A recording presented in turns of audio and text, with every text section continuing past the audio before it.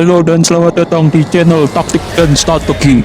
Pada video kali ini kita akan membahas tentang salah satu rudal jarak dekat terkenal dan populer, yaitu R-73 atau NATO biasa menyebutnya AA-11 Archer. Rudal ini dikembangkan oleh perusahaan pembuat rudal Uni Soviet, Vimper, pada tahun 1977 dan mulai dipasang pada pesawat tempur Uni Soviet pada tahun 1985.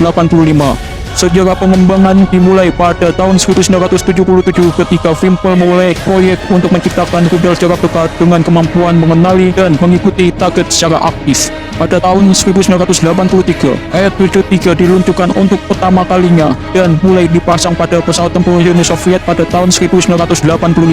Rudal ini menjadi salah satu dari generasi pertama rudal inframerah Uni Soviet yang memiliki kemampuan mengenali dan mengikuti target secara aktif. Desain yang ringkas dan mudah pasang membuat R-73 sangat populer di kalangan angkatan udara Uni Soviet dan beberapa negara lainnya. Pada saat itu, Uni Soviet sedang melalui perubahan besar di bidang militer, memperkuat angkatan bersenjata dan mengadopsi teknologi baru untuk memenuhi kebutuhan militer. Dalam konteks ini, pengembangan rudal udara ke udara seperti R-73 sangat penting bagi Uni Soviet untuk memenuhi kebutuhan pertahanan udara mereka.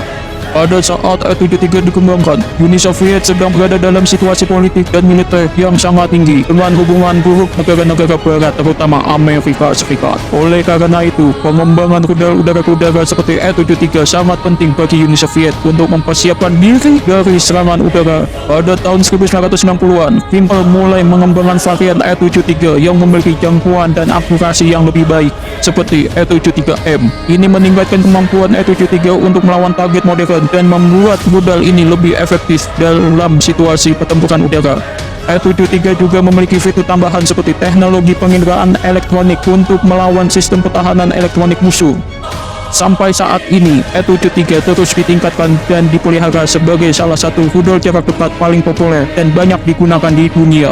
Berbagai jenis pesawat tempur seperti Sukhoi Su-27, Sukhoi Su-30, Sukhoi Su-35, MiG-29, J-F-17, dan Sukhoi Su-57 menggunakan rudal R-73 sebagai rudal jarak dekat mereka. Keunggulan dan popularitas R-73 diakui di seluruh dunia dan menjadi contoh bagaimana Uni Soviet mampu mengembangkan dan mempertahankan teknologi rudal jarak dekat yang canggih dan berkualitas. Namun meskipun memiliki banyak keunggulan, R-73 juga memiliki beberapa kelemahan. Rudal ini memiliki jangkauan yang terbatas dan memerlukan jarak yang cukup dekat untuk mencapai target dengan akurasi yang tinggi. Oleh karena itu, R-73 lebih cocok digunakan untuk pertempuran jarak dekat atau topside.